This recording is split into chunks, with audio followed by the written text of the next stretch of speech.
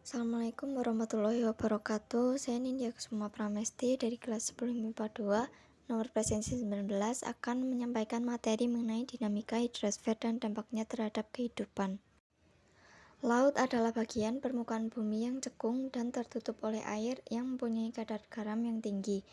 Ilmu yang mempelajari mengenai perairan laut adalah oseanografi. Laut sendiri memiliki beberapa klasifikasi. Yang pertama, berdasarkan luas dan bentuknya. Yang kedua, berdasarkan proses terjadinya. Yang ketiga, berdasarkan letaknya. Dan yang keempat, berdasarkan kedalamannya. Klasifikasi laut berdasarkan letaknya dibagi menjadi 3. Yang pertama, laut tepi, yaitu laut yang berada di tepi benua dan dipisahkan oleh kepulauan dari samudera. Yang kedua, laut pedalaman, di mana laut ini merupakan laut yang hampir seluruhnya dikelilingi oleh daratan atau terletak di tengah-tengah suatu benua. Yang ketiga adalah laut tengah. Laut tengah merupakan lautan yang memisahkan dua benua ataupun lebih. Klasifikasi laut berdasarkan kejadiannya juga dibagi menjadi 3. Yang pertama, laut transgresi atau laut meluas, yaitu laut yang terjadi karena perubahan permukaan air laut positif, baik yang disebabkan oleh kenaikan permukaan air laut itu sendiri ataupun oleh turunnya daratan secara perlahan, sehingga sebagian dari daratan digenangi oleh air. Yang kedua, laut ingresi atau laut tanah turun. Laut ini terjadi karena turunnya tanah sebagai akibat dari tekanan vertikal atau kayak endogen yang menimbulkan patahan. Salah satu contohnya yaitu laut ingresi di Flores. Yang ketiga, laut regresi atau laut menyempit. Laut ini terjadi karena laut mengalami proses penyempitan akibat adanya endapan-endapan di laut yang dibawa sungai sehingga laut tersebut mengalami pendangkalan. Ekosistem air dibagi menjadi beberapa zona.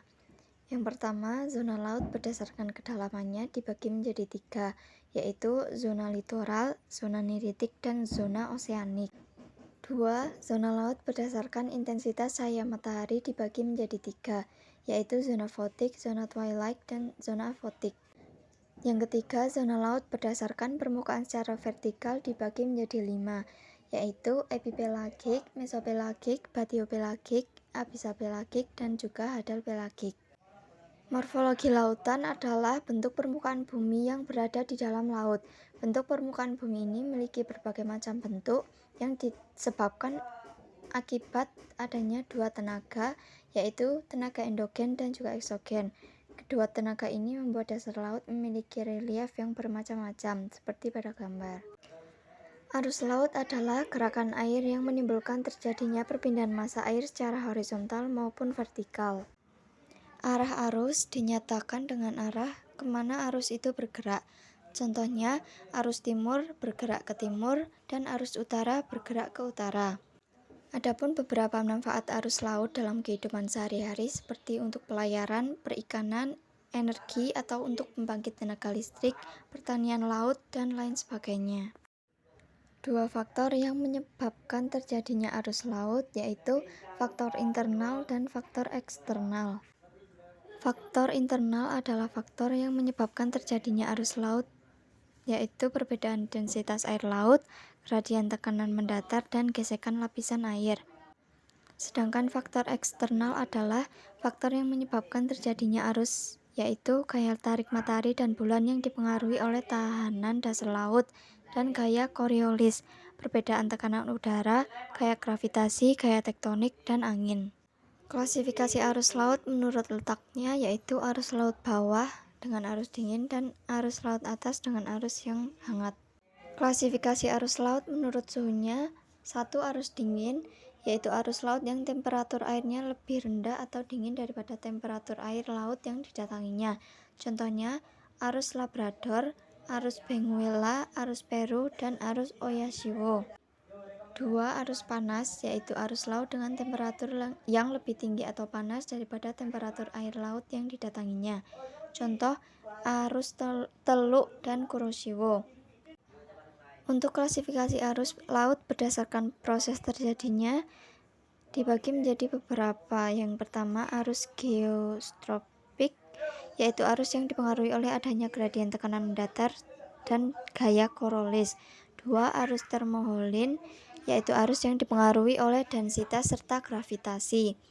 3. Arus Ekman, yaitu arus yang dipengaruhi oleh angin.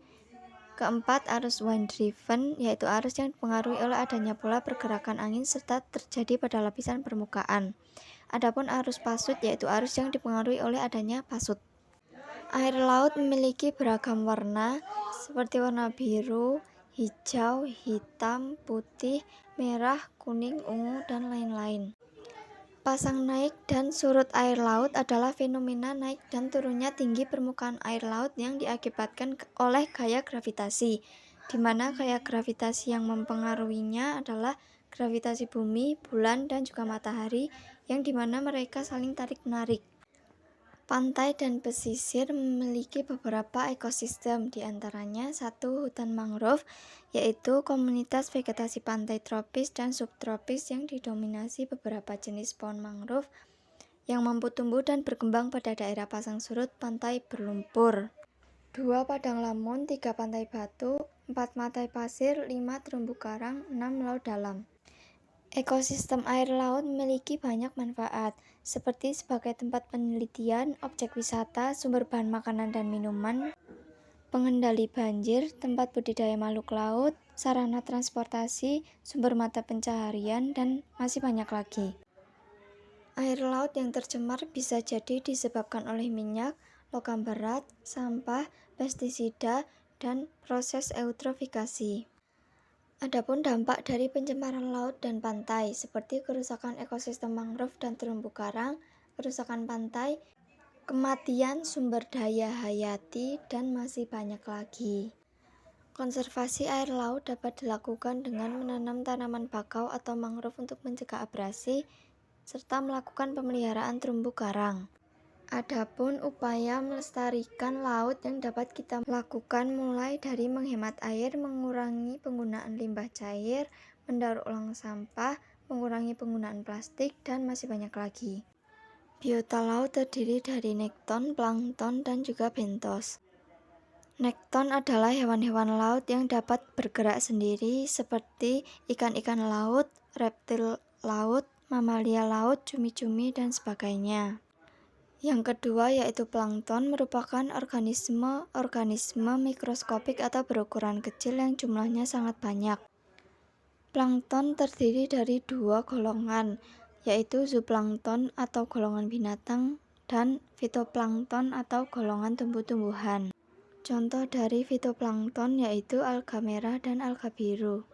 Sedangkan bentos merupakan organisme dalam ekosistem laut yang hidup di dasar laut atau menempel pada pasir maupun lumpur. Contohnya kerang, bulu babi, bintang laut, cambuk laut, terumbu karang, dan lain-lain. Sekian materi dari saya. Wassalamualaikum warahmatullahi wabarakatuh.